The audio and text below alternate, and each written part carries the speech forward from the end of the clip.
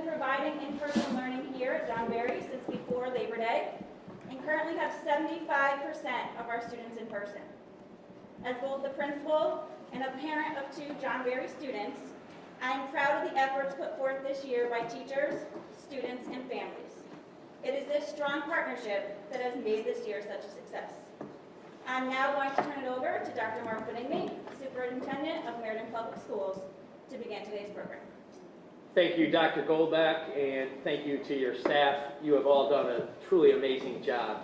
Year 11 as superintendent in Meriden has certainly been unique. I can't be more proud of our students, staff, and families. I also would be remiss if I did not thank our terrific teachers and their union leaders, as well as our health officials. It really has been a partnership, and it's worked. Our success is due to those partnerships, but our success moving forward will also be equally as important that we partner with other agencies, and that's what we're going to talk about today, working with our rests, working with our community partners to make sure that we continue to support our students and families. I'm now going to turn it over to our interim or acting commissioner, but our favorite person who visited very numerous times, Charlene Russell Tucker, who has worked so closely with the superintendents, but also the teachers as well. Charlene, welcome back to Meriden, and I know you've been here numerous times, and thank you for your leadership during these difficult times. Thank you very much, Dr. Benigni, and I'm so thrilled to be here today. You know, national research shows that at every age and at every stage, chronic absence erodes the academic and social skills needed to succeed in school.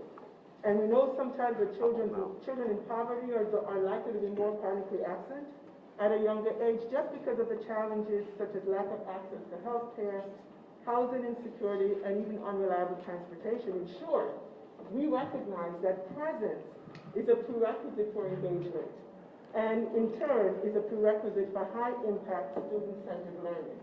So being present matters. And whether it is being present virtually or in person, we know in person is one of the best places that our kids can be. Connecticut has had a long and robust history of having a data-driven approach to monitoring and addressing attendance rates. This goes to, I know, on visiting us virtually, Lieutenant Chan, we've worked with Attendance Works for many years to be able to do this work. We visited together the school before looking at our efforts. So at the onset of the pandemic, we launched a comprehensive and informative student-level attendance tracking system that allows us to strengthen our data-informed approach.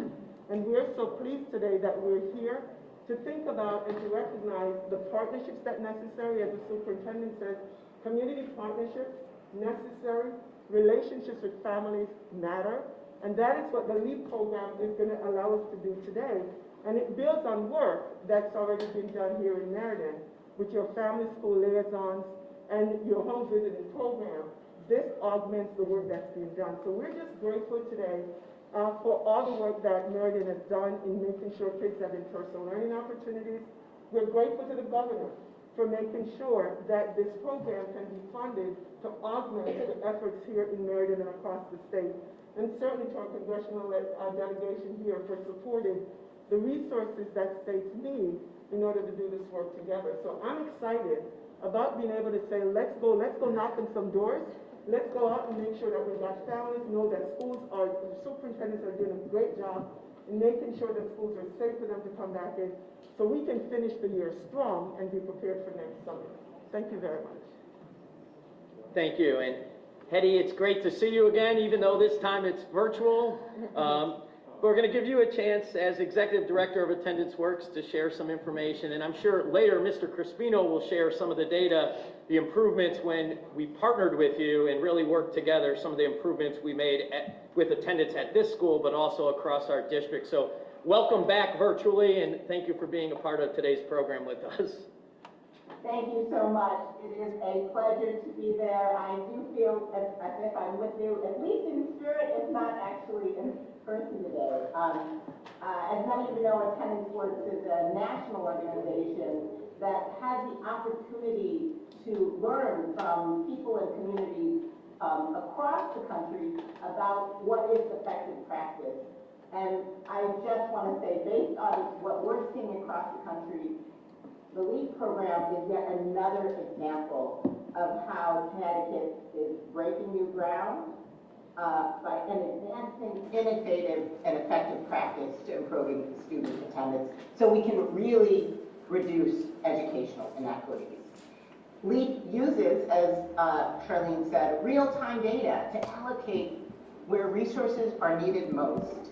And I want for Connecticut to really understand the power of that statement that you are using real-time data, because you are the very first state in the country to take the important action of what I would call is moving data to being a diagnostic tool as opposed to being an autopsy. You took on the hard task of collecting data monthly and releasing it publicly monthly, which both increases the accuracy and allows stakeholders to take action, because it is all of us working together that can improve chronic absence and make sure the kids hardest hit by the pandemic, the kids and families hardest hit by the pandemic, can get the supports and resources they need. And it is that practice that is allowing you then to shape the LEAP program and figure out where strategically you need to advance this approach first.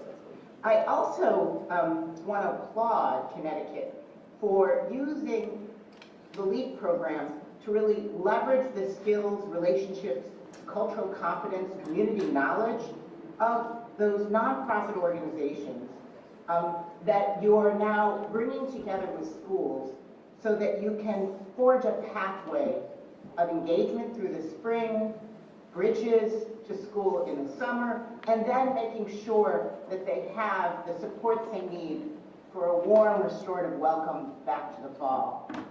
This has been an extraordinarily difficult year. Kids and families, students and families need extra support given the challenges they've faced. I also want to acknowledge that the power of this program is you're creating a partnership with educators.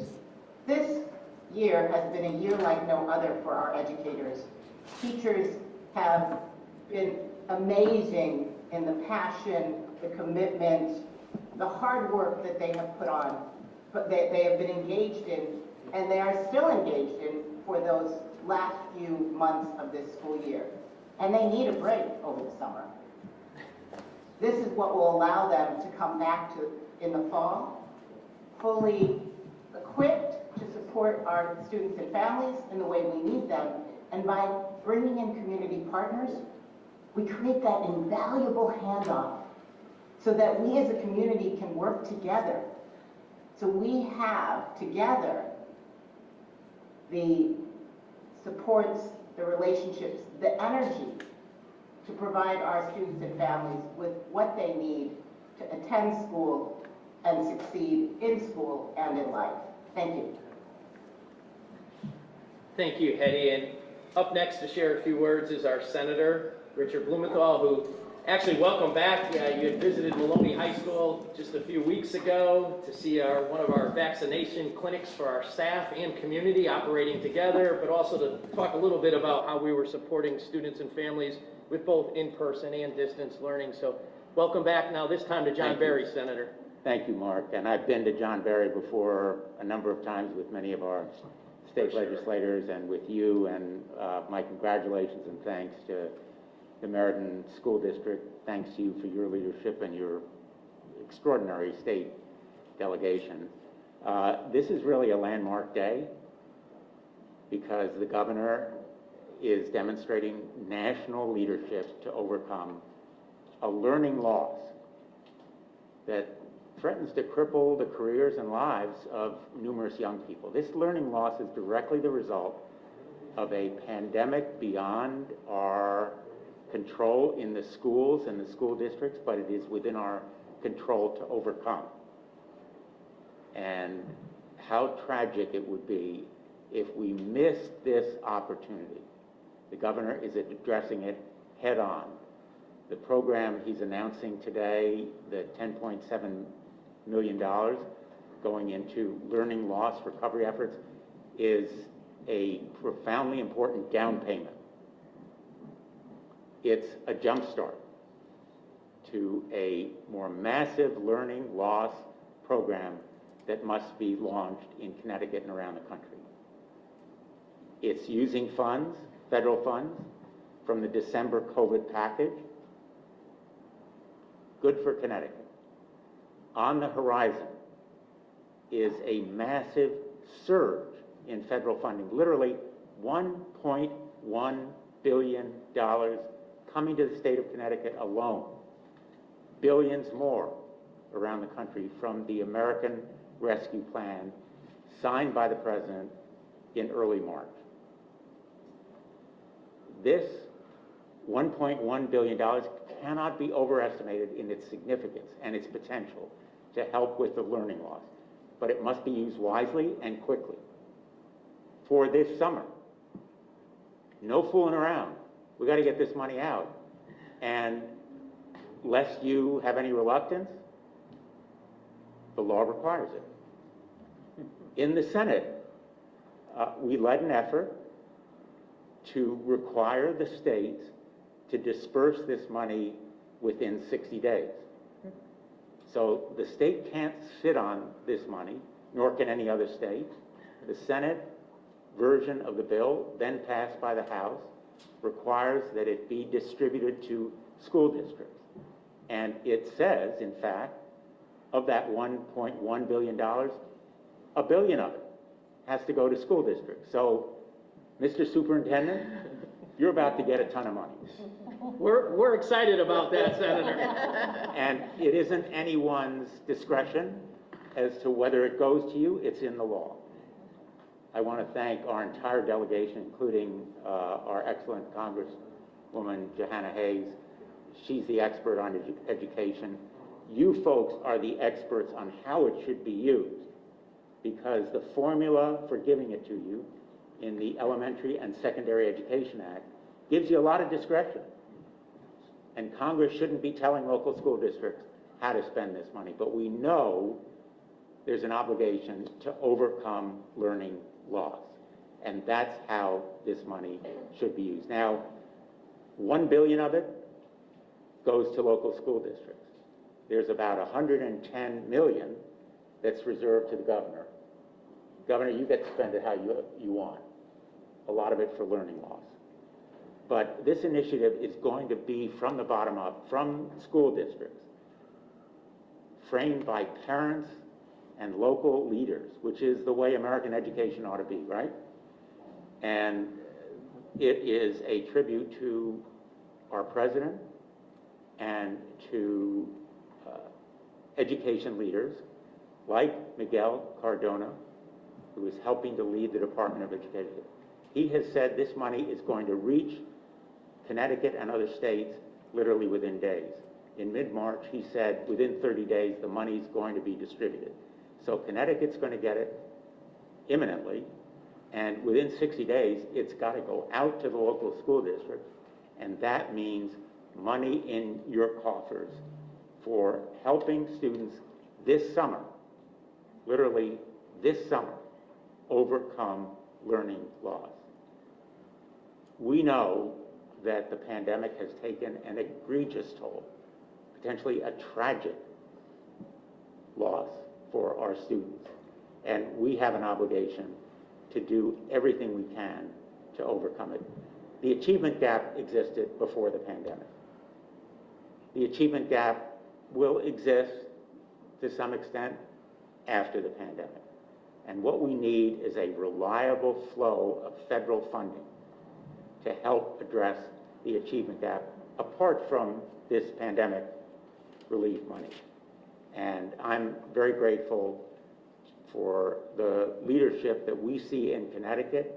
The governor's LEAP program is showing the nation how to make a start, how to make a down payment. Now we're going to turbocharge it with a surge of federal funding that will put many students back on track to achieve and make learning part of their lives. So thanks to you, Mr. Superintendent, thanks to everybody here today, and thanks to the governor for this initiative. Thank you, Senator. Now we're going to have a few words from Congresswoman Jahana Hayes. I'm sure Lauren had already asked you when you're going to visit, teach a class. If we had students here today, we might have had you teach before you came, but it's certainly great to have a teacher and an educator. Make me quit my job. in Congress. Thank you. Thank you so much for inviting me to this and for hosting this, and to Governor Lamont and Commissioner Russell Tucker. Thank you for making the decision to direct these funds where they are needed. Actually, not even in the American Rescue Plan, but in every piece of legislation that we've done, I have been adamant about making sure that we are meeting the needs on the ground. So the flexibility in this plan was intentional, to make sure that it goes exactly where it's needed. In the American Rescue Plan, there was a 20% set aside for learning loss, and that is something that I fought so hard for, because when people were saying, well, the money's not spent, well, the money's not spent in education, you don't pay all your bills on day one.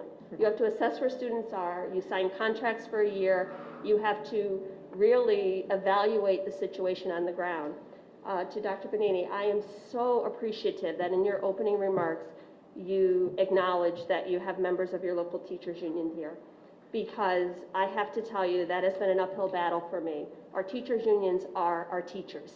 These conversations cannot happen without the input of teachers. Over the last year, and even before that, we've seen our teachers shoulder the burden. It's not even a burden. Shoulder the gift of educating our children, and adapt and adjust and evaluate and readapt and readjust. And as we begin to rebuild and recommit ourselves to our kids, that cannot happen without teacher input and teacher voice. So I love that in your opening remarks you acknowledge the fact, because everybody doesn't have that kind of relationship. So it is, our kids benefit when that happens, when we have stakeholders at the table and we are taking their input and using it. This is also very important because we're leading the nation on this. You know, so many people have gotten, everybody's looking at, you know, these massive bottom lines, which it is a lot of money. It is a tremendous investment in education. And I can tell you that it's like a running joke in committee. Whenever I get in queue to ask a question, even now Speaker Pelosi will say, let me guess, it's about education, because it's always about education. And I was so deeply concerned at the beginning of this pandemic, because so many of the challenges that we had seen were not new to me. But I can't imagine, if we were not meeting the needs of our students a year ago, how we rebound post-pandemic. So I like to remind my colleagues that while this is a massive investment, for many districts, it's only going to get them back to zero. We have to continue to be forward-thinking and think about how we sustain these investments and sustain these programs and fortify our community programs so that needs are met outside of the school. You know, I say it over and over, the fact that we couldn't figure out how to close schools in March of 2020 in the midst of a global pandemic until we figured out how we were going to feed kids is not an academic problem. That's a food security and hunger issue in this country.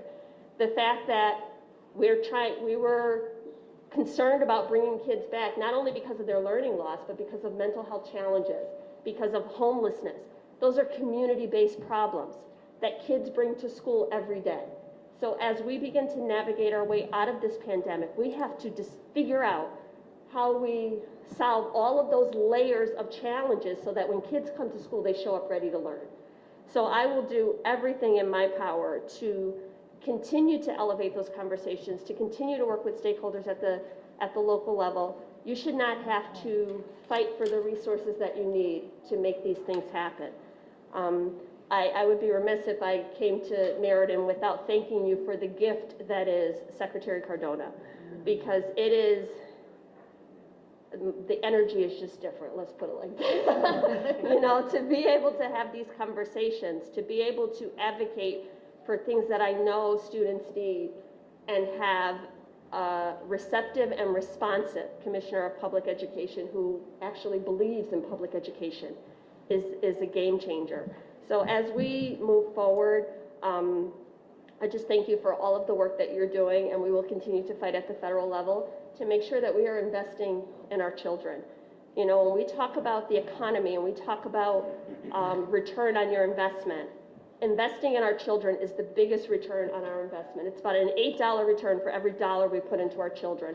So although it's not just about money, I know with fidelity that much of what you do cannot be done without the resources behind it. So I am just so incredibly proud of the work that we've done. You know, last year, in April of 2020, I kept saying, well, what are we going to do in September? What are we going to do when school's open? That was a problem we could have predicted. You know, it wasn't like it crept up on us. Every year, schools reopen. So I really want to really position ourselves in a proactive stance. What the next phase of this is. So to really not only prepare ourselves, but to make sure our teachers have the professional development, the resources, and the supports that they need to return and stand in front of kids full-time in person. To make sure our kids have all the supports that they need on the ground, and to make sure our families know how to engage. For so many of our families, they don't even know what questions to ask. So this is a trifecta, a partnership that it is really, things don't move this quickly in Congress. So for me to be in my second term and to really realize so many of the things that I went to Congress to fight for is humbling, is fulfilling, and it really is a debt that I owe to my colleagues in the teaching profession and all of the kids that I promised that government works. So thank you for everything that you are doing, and you really give me a whole lot to go back to committee and brag about when we're talking about accountability and oversight of all of this money and how it is working. I have so many examples right here in Connecticut of how we just pulled up to the plate and did our part and really did what was best for kids. And that's good stuff when you're in committee and everybody's talking about everything that does not work. So just thank you again, and thank you, Governor, for making the decision, you know, because when you have a check, there's people all over telling you who to make it out to. So for you to make the decision, you know, in the American Rescue Plan, about $25 million is coming directly to Meriden. So for the governor to say, and now we're going to create this program and designate these districts, these high poverty, you know, majority minority districts who have large absentee and disengagement rates, we're going to make the investment from the state level to address those problems with precision, is why we all signed up to do this. So thank you. I guess I'll go back to work today. Thank you, Congresswoman. Now we're going to turn it over to our terrific state team, and we talk about partnership, but we have a terrific partnership with our state team as well. We meet at least quarterly where they'll come in and we'll have meetings together. So they'll meet with the central office leadership team. We'll share information back and forth. And again, I think it's been helpful on so many fronts. So Senator Abrams, Representatives Abercrombie, Santiago, and Quinn, thank you for being here today with us, but also thank you for all you've done to work together with us throughout the years. Thank you so much. And then we'll turn it over to your team for comments. They always do that. Thank you. I'm Senator Mary Darty Abrams, and it's my pleasure to be here this morning. I am a retired educator, so it's always so exciting to be a part of anything that we're doing in my district that has to do with education. And I thank Dr. Benigni and the partnership that we have shared. And I look around this table and it's so humbling to be sitting here with all of you, but then I think of all the children that I worked with and all the children that are in this city and go to John Berry, and this is what they deserve. They deserve for us all to be sitting together to figure out how we can work together to support them, give them the very best chance for a future, to support their families and those that love them, and to support the hardworking educators and staff that make sure that they get the best future possible. So I am very humbled to be here, and I am so dedicated to all the work that we're doing. I am anxious to work with our community to figure out how best to spend all this money. That's exciting. And I do thank the governor. Everything starts with engagement. And if you don't have the person there, if you don't have their attention, you can't do anything else. So to have a program like this and to realize that you have to be looking at data in real time and to meet the needs that are particular to any community, I think that's where money is best spent. When you really look at what that particular, when you can narrow it down to what the community needs, what a particular school might need, and then to what a particular child might need. That's when we get the best product out of whatever monies we spend. So I am so excited to be a part of this, and I thank you all for your work, and we will work hard, as we always do on our level, to make sure that programs are supported, that we hold people accountable, to make sure that this loss that has happened, that we do our very best to make up for it. And like you said, Congresswoman, that for some districts, this just brings them back to zero. So this shined a light on the fact that we have a lot of challenges to make sure that every child in our schools is educated to the best of our ability. And I think that that's our dedication today. I think that's why we're all here, and why I'm so very honored to be working with all of you. And thank you so much for what you do. So thank you. Great job, great job. Who's next? Representative Santiago? I'll go next. Thank you again for being here. I echo Mary's sentiments of working as a partnership, as collaborators, to make sure this $25 million is spent. We have a great board of ed that is, starting, that wants to work to make sure that our kids are being, the issues with our children are being addressed. First of all, welcome to my district, the John Berry district. So I wanted to make sure I said that. And also Senator Abrams' district. But this is a district that is 67% of the people that live in this district are renters. So we have to look at this as a holistic issue.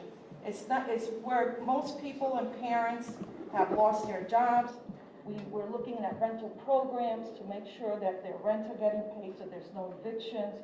We're looking at loss of health care. We're looking at food insecurity. We're looking at homelessness and mental health, like the Congresswoman mentioned. So this is a district that is in need.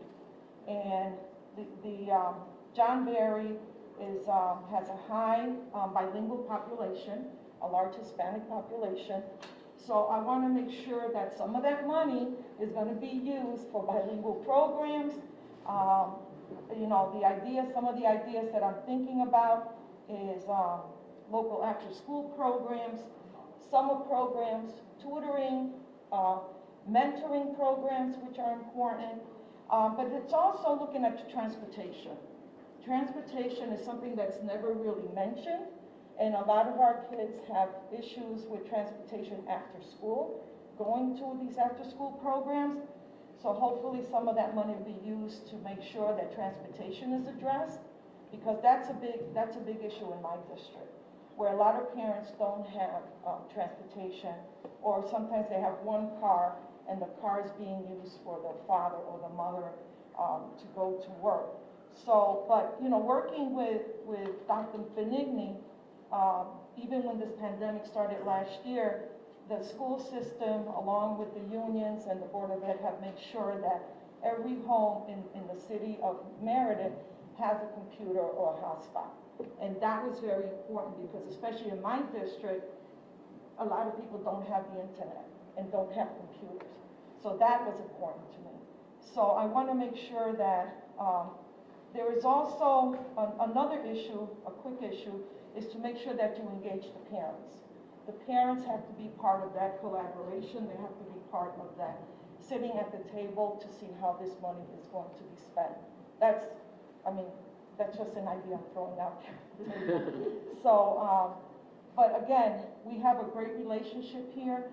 The state delegation has a great relationship with the Board of Ed, the teachers union, and the administration. So they always come to us, like Dr. Medinki said, we do meet every 3 months to look at what issues are happening in the school system. And also include special ed. And special ed is very important to make sure that those kids, those children with special ed and those programs, their issues are also being addressed. And again, thank you for being here, and hopefully the dialogue will continue, the collaboration will continue. Thank you. Good morning, everyone. I'm Representative Kathy Abercrombie, and I echo what my colleagues said. And first, I just really want to thank our federal partners, Senator Blumenthal and Congresswoman Hayes. The work that you guys have done, we in Connecticut say thank you, thank you, thank you, because this really is the lifeline that we needed, and we really do appreciate it. To our governor, thank you for your hard work, but I have to say, really thank you for Commissioner Russell Tucker. I have worked with her for over 20 years, and you could not have put anybody better in that position. So I really want to say thank you to that. And to our commissioner, you know, she has hit the ground running with this funding. She has put together work groups to look at what are the needs of all of our communities. She started with mental health, which we know is on the forefront. Most of us, as elected officials, are scared to death what the future is for our young people. We know the suicide rates are up. We know that our young kids are struggling. And she hit the ground running, putting together these work groups. So thank you. She brought the community partners together. She brought the agencies together, DEMIS, DSS, and they're working together to try and give our school districts the resources that they need. And then to the local level, I can't say how proud I am about Mark Benigni and what he has done here in Meriden. Our kids have been in school since September. Since September. That's amazing that our young people have had that opportunity. Not all school districts had that infrastructure to do that. So I just want to say for the families that we represent, thank you. My daughter-in-law, for those that know me, is a second grade teacher here in Meriden. So I hear firsthand what's going on. So I know if there's an issue, I can pick up the phone and call Mark and say, and I do call him. But, you know, I mean, it's a collaborative effort that has been put forth. So now here we are with these dollars, and we're looking at the future. I know our superintendent is already partnering with our partners here in Meriden for what the summer looks like. Home visitation. I know, Governor, that that's really important to you. Here in Meriden, we have the motto. We were one of the first in the states to do home visitation over 20 years ago because I was part of the nonprofit that started it. We brought the Harlem Project here to Meriden. So we know how that works. We know how to get that done. These family resource centers, we need to invest more in them because they're the lifeline that's going to connect the families to the resources they need. And our superintendent understands that and stands behind our family resource centers. And then you have your community partners, your YMCAs, your Boys and Girls Club that are ready to help these students this summer by doing camps, by doing summer school, because the school districts can't do it by themselves this summer. They absolutely can't. They need these partners, and they're ready and willing to help. And then we have the Office of Early Childhood, who is trying to help with the child care portion of it, right? Our commissioner, Beth Bai, is beyond phenomenal. We're very, very lucky to have her. And I know she's working with you, Commissioner. I was on a call with her this morning at 8 a.m. That's how our days start, talking about how can we help. So I just really want to say thank you to everybody around the table because I don't know how other states work, but here in Connecticut, we understand that we can't do it alone, that we are partners.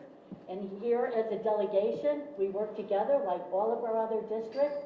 We thank our federal delegation, and then we thank our administration. So we have a lot of work to do, but I think that Connecticut is in much, much better shape than most states.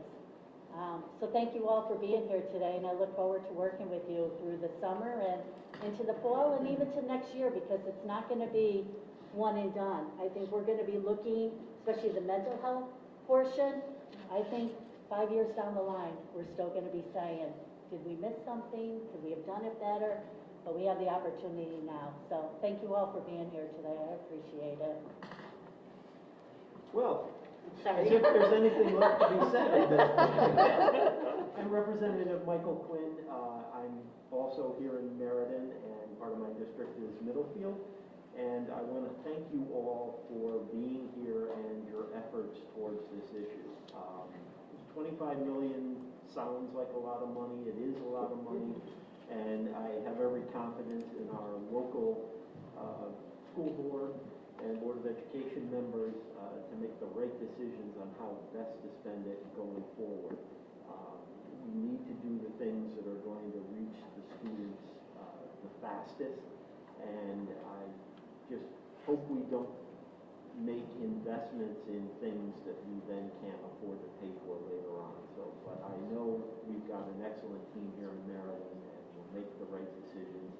And again, I thank you all for your efforts in this area, and look forward to working with you more on this. Thanks to the state team, and I know we have some local folks who we'll discuss after, but Governor, it's time to get your voice in this, and thank you again for your leadership throughout this pandemic. You've always been there. You've been to Meriden numerous times for education purposes, but also to make sure that we were taking care of all of our citizens during a difficult time, making sure our food service programs were running, making sure our vaccination clinics were up and running. So thank you for your attention, your dedication, and obviously for this exciting opportunity. Yeah, so it's a big team, as you've heard. Yeah. It's a big team. Let's start with our federal delegation. Dick Blumenthal is single-handedly responsible for making sure this money came in. It's a 50-50 tie, and if he had changed his mind, it wouldn't have happened. It's happening, so I thank Dick Blumenthal, and you should as well. And Like Woody Allen said, showing up is 90%. Johanna Hayes, I mean, the kids have a champion in Washington, D.C. They have a champion, and so do the teachers have a champion who thinks about them every day and knows that it's the most important investment we can make. And as Miguel always says, how are the kids doing? You can tell a lot about a town, you can tell a lot about a state when they ask, how are the kids doing? And look, we've learned a lot this last year. You know, Kimberly, you've been open. It's just amazing. You've been open, you know, really since before Labor Day. And, you know, Lauren and your team and the teachers stepping up there. It wasn't easy. It was not easy. And you've been champions for these kids. And as Kimberly said, 75% of the kids have come back. 75% of the kids have taken that opportunity to be in the classroom. And attendance works, doesn't it? Attendance works. But 25% have not. And I think you're going to see around the state, especially in our cities, there are a lot of kids who haven't had the opportunity to be in a classroom, be with a teacher who loves them, be with a lot of their fellow friends, just what that means in terms of peer support in a long time. And those are the kids I'm really thinking about today. And look, we all come out of the politics a little bit, you know, GOTV, get out the vote. Well, for me, the last 6 months has been GOTV, get out the vaccine. You know, you can't do it all by online. You can't do it even all by telephone. You still have to knock on doors. You still have to tell people how important this is. And that's what we're doing for these kids right now. We're going to be, with this $10.7 million, we're going to be unleashing the Y and the boys and girls and teachers and doing everything we can to knock on the door and tell these kids we miss them, we want them back in the school. We want them back in the school as soon as we can. We got 2 months left. Your teachers miss you, we miss you, and what a difference it can make. And then as Hilda and Kathy were talking about, while we're knocking on that door, this is an amazing opportunity because school is going now, take a little break. We want to see you again in July. We want to see you again in August. And look, I've done a lot of STEM and Zoom. I mean, I just want these kids to have some fun learning at the same time, Mark. I just want them to be able to get back. I call it summer learning camps. I want to make sure that we can provide this at virtually no charge or no cost to every kid that wants to go. I want to get a youth corps together so these kids have a friend, a mentor. They get free access to the museums and aquariums and libraries, all different ways our kids can hit the ground running. So that in September, this was not a lost year. This is a year where we learned a different way and they come back. And we remind these kids every second how much we love them and why we all do this. And finally, I just want to say, in terms of the big dollars that we got out there, to everybody else in the room back there, all the educators. This is why we got into this. So we have an opportunity to make a big difference for these kids in a serious way. And I don't want to say we wasted this opportunity. I don't want to say, hey, what happened at the end of year 2? What difference did we make? So, look, Mary and Kathy, and you guys have been in education in a big way, working with our teachers up here. We've got to do everything we can to make sure that we put these resources to work in a transformative way. And I hope a lot of what we take with us is part of education for many years to come. It's not an opportunity we want to waste, and Connecticut's not going to waste it. Thanks, everybody. Thank you, Governor. I know I have a few local folks who will share a little bit. Board President Kaczynski, who's been on the Board of Education for over 30 years, so I'm sure this has been his most challenging, but Board President Kaczynski, thank you for all your support. Thank you. Thank you, Governor, for this funding. It's been an incredible opportunity. Thank you to the Senator and our Congresswoman for your support. I'm one of those C-SPAN nerds who actually watch all these hearings, and I admire you for your strength and your dedication for putting in going head-to-head at times with people who just don't get it, so to speak, and it's greatly appreciated. You know, we are so very proud of our community, and we're so very excited that a good amount of our students are back in school. They are coming to school every day enthusiastically, and it's because they're greeted by this tremendous staff that is here, and the staff around the district. In Meriden, we're very fortunate to have the collaboration between the MFT and all of our wonderful unions. Because on March 12th, a day that will live forever in my mind, the day that we decided to close school, that was really a scary day. It was a sad day. But March 13th actually began a day of hope. That's when everybody came to central office, sat down at the table, and on that Monday, our kids had food ready to go for the meals for the week. We had food ready to go. As a matter of fact, this past Thursday, our food service program served 85,000 meals for the kids to give to them for the April break. So if I can publicly, just to say thank you to food service for an amazing job for 85,000 meals for giving out to Meriden students. We've got an incredible Board of Education and Meriden Public School System. We're really excited to see what's going to happen with the monies, and as programs are developed and opportunities are given, I think Meriden, we can say very proudly that we're a community of opportunity. Just this next month alone, our teachers and students are going to be having, musicals outdoor. We're going to be taking over Hubbard Park for the month of May, and we're going to have outdoor musicals. You're going to come see Footloose and Anything Goes, and you're going to see all these different musicals being put on for the public. We've had our chorus and our marching bands, and we've had these things going on. We've had sports, and we're doing it all safely, and we're doing it correctly, and we're working with our teachers and our families to make sure they have the opportunities. And if they're not comfortable to participate, that's okay. And then we've given them other opportunities to move forward. But our goal, and a very proud goal, is I'm hoping we're all 100% in person in September. That is a goal. Distance learning is wonderful that we've made it work. Is it optimal? Absolutely not. I really truly believe that those kids need to be in the classroom. And talking to my neighbors and talking to the people in this community, they believe that the best learning happens in the classroom, to know and have that love and relationship with their teachers and their schools, and that sense of community and that sense of pride.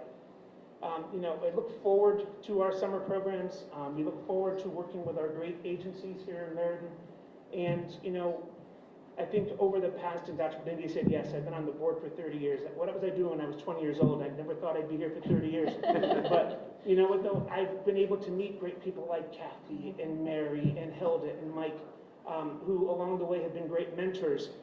Kathy started out as a parent volunteer, and Mary has been an educator and volunteering. Hilda's been a voice for not just the whole community, but a large voice for the Latino population who often feels underserved, and bringing out those inequities that need to be addressed. And Mike, as an attorney in town, has always worked with our elderly who've always been challenged in many ways because they don't necessarily have the resources to get to where they want to be. So it's pretty incredible. So I can't say thank you enough to our delegation. And obviously, we have a brand new commissioner, and thank you. And as I told you, my prayers are with you because it's a challenging job. And we have an incredible staff to work with here. And I'm so very proud to be a part of the Board of Education and to be a part of this process. Being president of the board is only the past year out of the 29 years. As Mark and I tease, he goes, "What a great year to take over, huh?" And, but it's okay. It's because of the great people around this table and the great people in our community. And one person who I didn't mention, who I need to mention, is Mayor Scarpati, who has been a great influence in education, a big supporter of education. He's actually in a big meeting down the road at Thompson's today, and he couldn't break away. But he sends his thanks and he sends his support.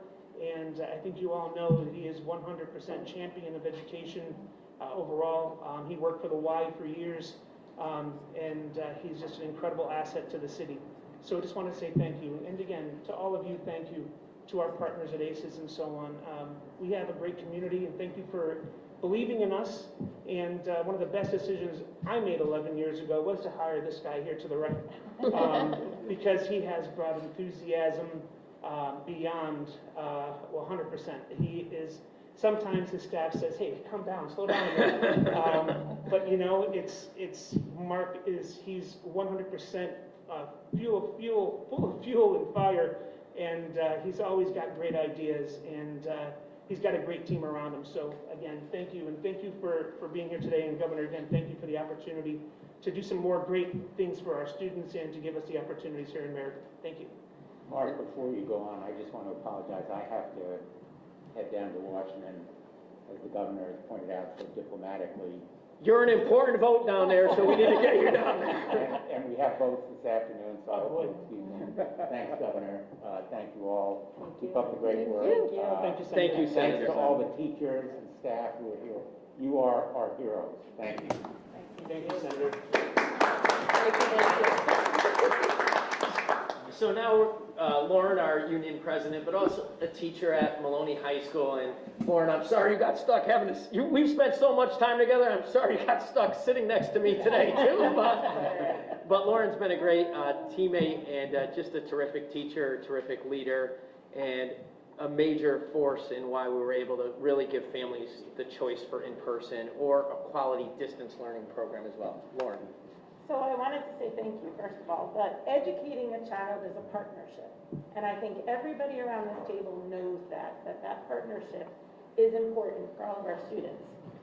On a Saturday when this pandemic was going on, I got a call to come visit Mark at central office to sit down with everybody to figure out how to reopen this district. And there were times that he looked at me and said, "I don't think that's going to work." And I said, "It's going to work. We are going to make it work." If the parents entrust us with their children, if the government provides us with the money to do what we need to do, and the teachers and the school staff ensure that it is going to happen, and the child accepts it, together we move mountains. We move mountains. Without the student present, happy, receptive, ready to learn, eager to see their teacher, we can't move mountains. LEAP, this learning engagement and attendance, and this piece of money, this program is another piece in the puzzle to move those mountains, student by student.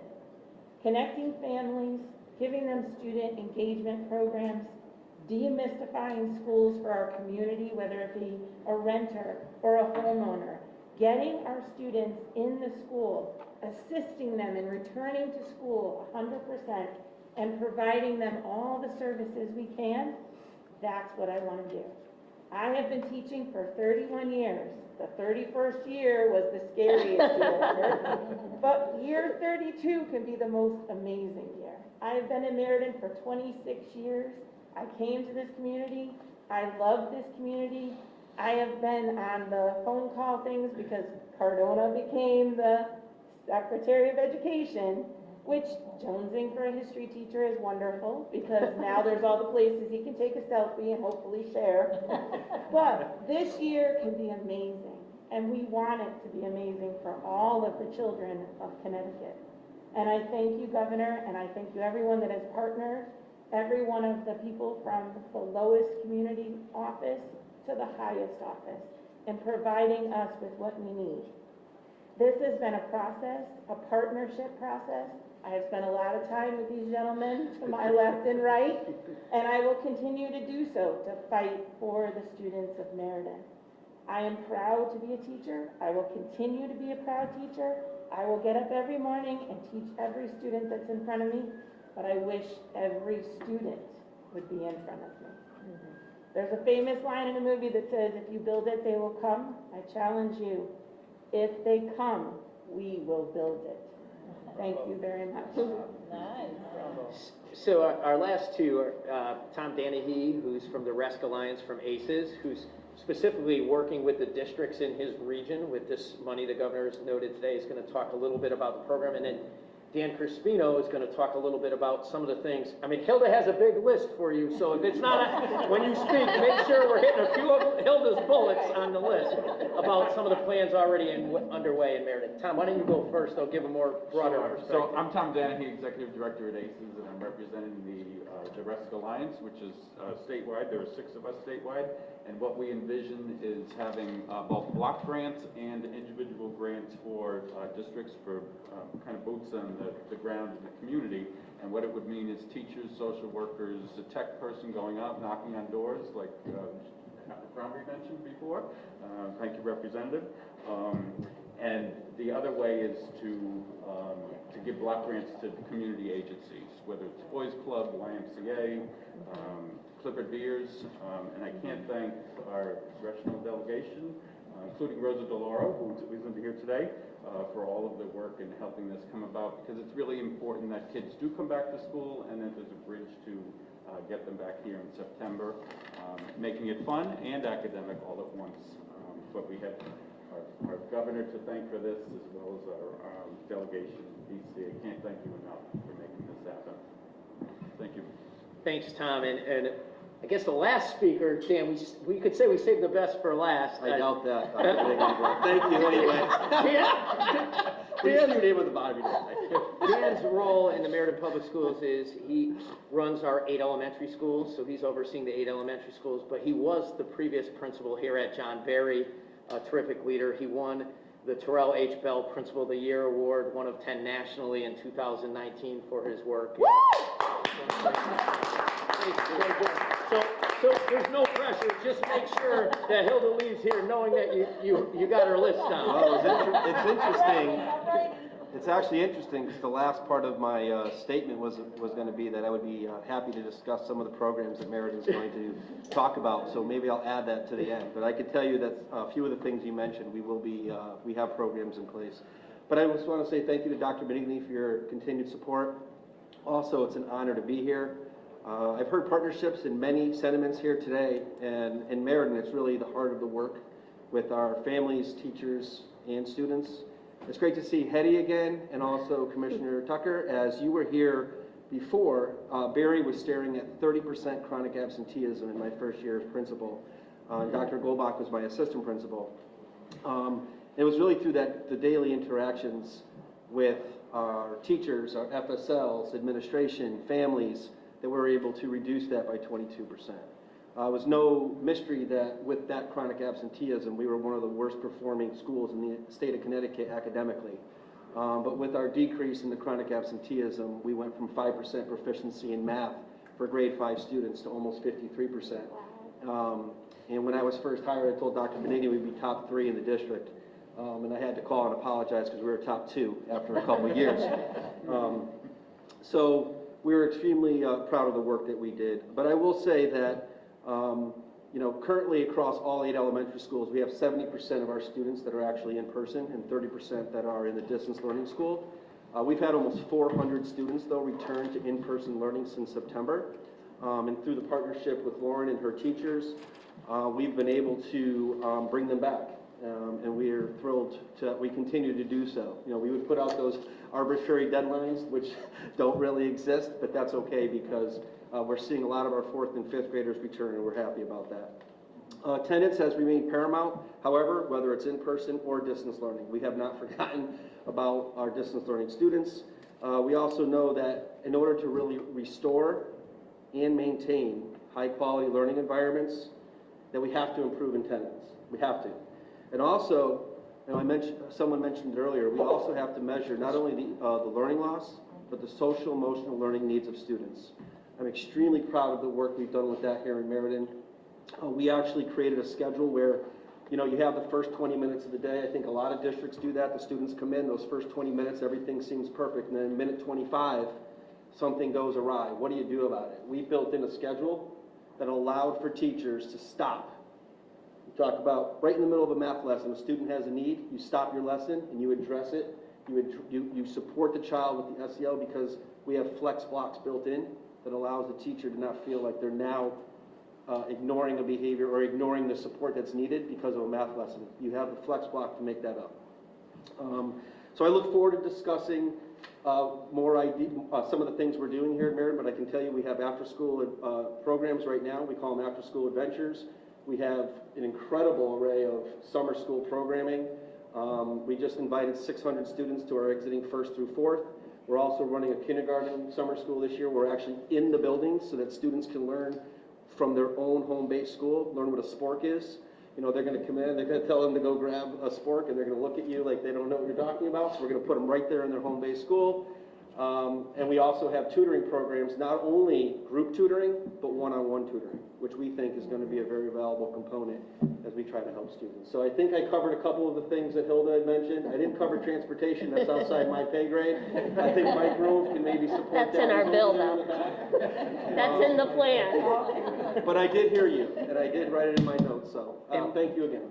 But to your point, transportation is one of the things. It is, I can't overstate the fact that representation matters, because a lot of what you see coming out of this federal plan is the result of who was at the negotiating table and who, even now, there are so many people who say, just as an example, why is there money in the American Rescue Plan for libraries? What does that have to do with COVID?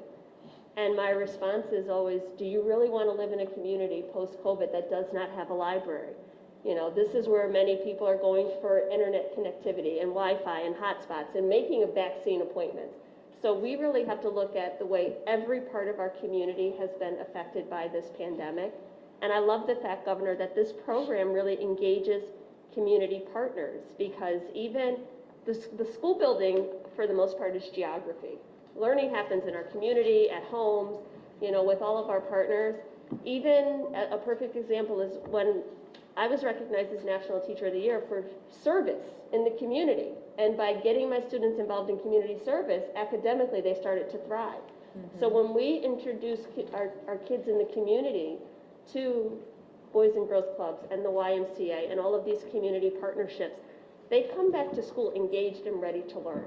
And it really is about meeting people where they are, because kids are not going to come back and perform well on a standardized test or an assessment if they don't have lights at home, if they didn't eat last night, if their father just got laid off, if their grandma's in the hospital. There is nothing that a teacher can say to make a kid learn who's dealing with all of those things. And that is generally what most of our kids bring to school with them.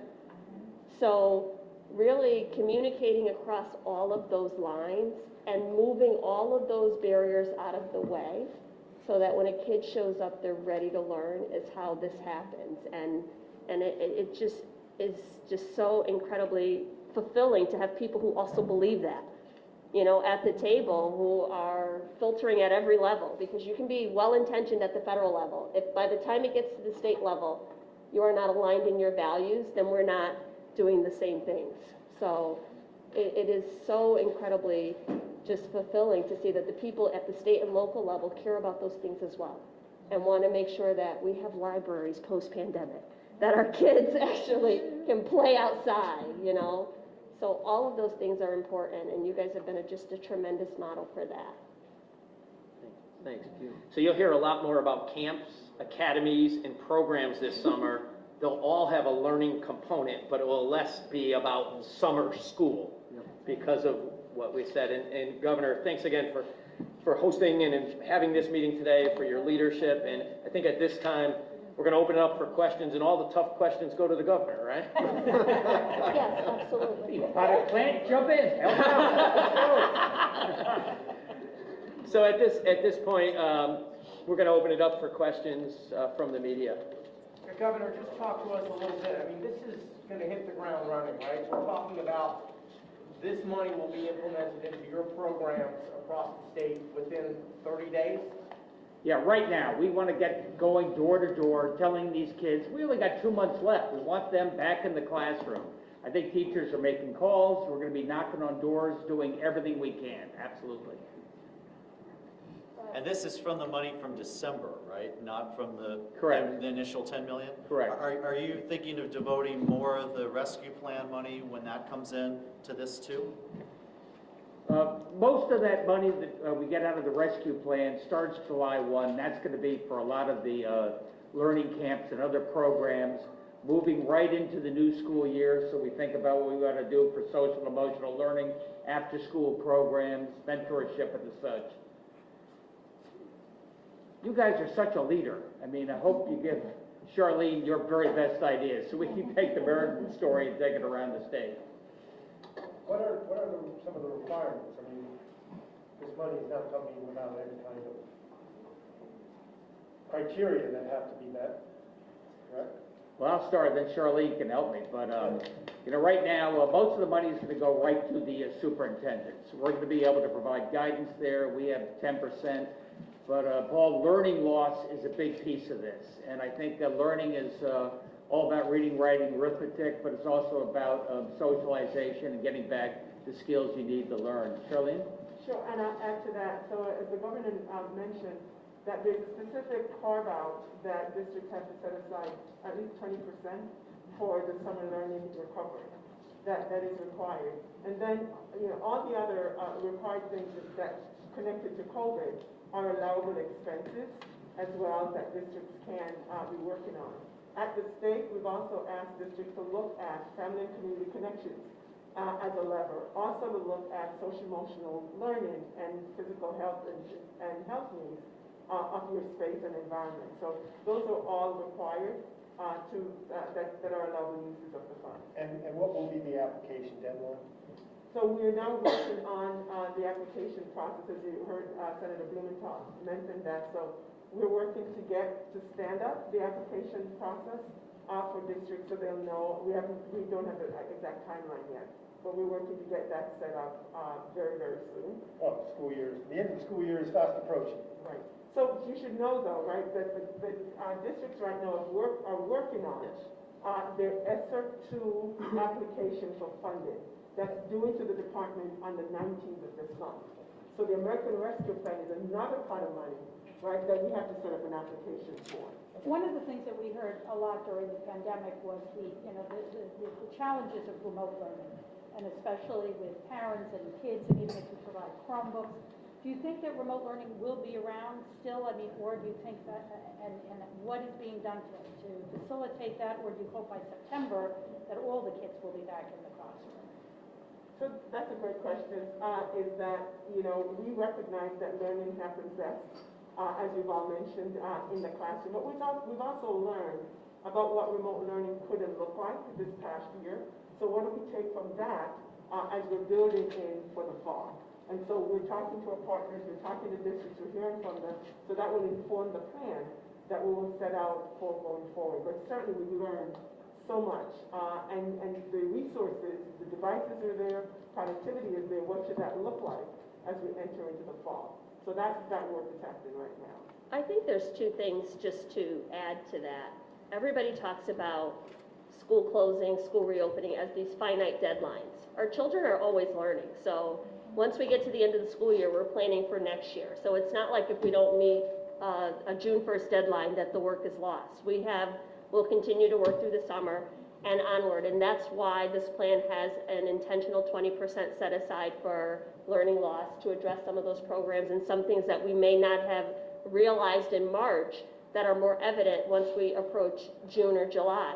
And then I think the other piece is there are so many opportunities that came out of this pandemic. You know, we focus on all of the things that did not happen well. But again, remote learning, there are opportunities for teachers to engage with global education partners, to access resources. I mean, we built a pilot program from the ground. Many of our teachers went on March 12th and were told, starting tomorrow, you're teaching remotely. Teaching is a profession. Remote teaching is a skill. So that's why this plan, there's funding in here that can also be used for professional development, for the resources, for broadband connectivity, so that in the future, that we won't be looking at this as this big bad program that did not work, but as an opportunity to, I have, zoomed into classrooms around the world to have discussions. I have seen where the Smithsonian put catalogs online. To be in a classroom, what a tremendous opportunity. So I hope we don't abandon everything that we've learned over the last year, but to think about this as long-term learning and say, what about this worked? That we can duplicate, recreate, give our teachers the resources and the skills. The American Rescue Plan also has a maintenance of equity provision that says that this money cannot be used to supplant education funding. It's to supplement so that all of these things can further be stabilized and to save education jobs so that we're not laying off guidance counselors and teachers and nurses and all of those support services, paraprofessionals, all of the people that help, our certified teaching professionals to work in the classroom. It really is a partnership, and this really does really look intentionally at every part of that puzzle, and I think it's up to us to hold ourselves accountable to make sure that we're spending the money in the way that it was intended to be spent. Our parent-teacher conferences, we've had our best attendance because we did them virtually. Yes. We should never change that. Right. Our parents have sent a clear message. That's the easiest way for them to engage with the teacher. Why make them drive to school, fight for a parking spot, come into a place where they haven't felt comfortable ever before? Take the Best day off at attendance, work. that's a learning lesson. Get a babysitter. Our teachers, where they do PD, what type of PD they do, it's opened up a whole new world. So there's definitely some advancements that we've all made, and that we'd be foolish to not capitalize on those. And here in Meriden, I know we've already talked together about what things have we learned that will be common practice moving forward. And Now we just parent-teacher have to train conferences are one of people them. to use the software, train our professionals to access this data and use the software in all of these platforms. There was never any training, so it's no wonder it didn't go off without a hitch. And maybe train parents too. Exactly. And that is a part of. Should add it to her list. No, but it's true. But it also helps bringing in the providers, right? Right. We talked about the mental health. Schools aren't equipped, really, to be able to handle that. Now with these dollars, they can contract with their child guidances and the Wheeler clinics to come in and do some of the screening that we know is very much so needed. So, yeah, there's a lot of opportunity with these There is dollars. a set aside in the American Rescue Plan for the Individuals with Disabilities Act to include money for special education and services and mental health services, which is a separate pot That's that right. all came out of the conversations that we were having around how do we begin to recover and then rebuild. And we're using that in our budget. Yes. Just so you know, we took the carve out. Yes. Commissioner, can I just clarify something with you quickly? So this 10.7, this is coming from the ESSER 2 funding or the American Rescue Plan? So I think that the governor's, the GARE funding, that piece is coming from. So, right, I think that it is the GARE funding that is. Oh, sorry. Governor's Emergency Education Relief Fund. Okay, so that was part of ESSER 2, right? Or that's, That's a separate. that was, okay. Yes, that's a separate, not GARE. And how is that gonna be distributed among districts? Is there, what are the factors that play into how much Meriden might get versus different districts? So I know there was an algorithm, I know John Faginelli is here that was using, you probably know that as well, weighting student with disabilities, Free reduced price meals, English learners. numbers of students or English learners, so there's a And size weighted, of district. and the size of the district. So there's a weighted calculation that occurs in terms of how much money will go to each rep. Got it, thank you. And Governor, while we're speaking about children, is there any update on migrant children who may be going to Milltown? There's no questions about migrant children, and will they be coming to Connecticut or the facility in Middletown? And we're going to have to make a recommendation to the White House in the next day or so. Okay, and then just one last question. As I'm sure everyone's heard recently, a young child was shot in Hartford. Would you like to share your thoughts on that? And does there need to be more state police involvement? First of all, I just think about that family. I think about that kid. I think about a 3-year-old who was just doing his own thing. It was a random act of violence. And look what that does to a kid, their family, and a community. That's what I think about first and foremost.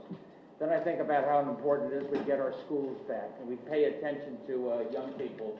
Do everything we can, because there's been a hell of a lot of stress this last year, and do what we can to de-stress the situation. And then at the end of the day, we look at law enforcement as well. So do you think state troopers need to be more involved? No, I think community policing is the best place to start. Thanks, everybody. Thank you. Thank you. I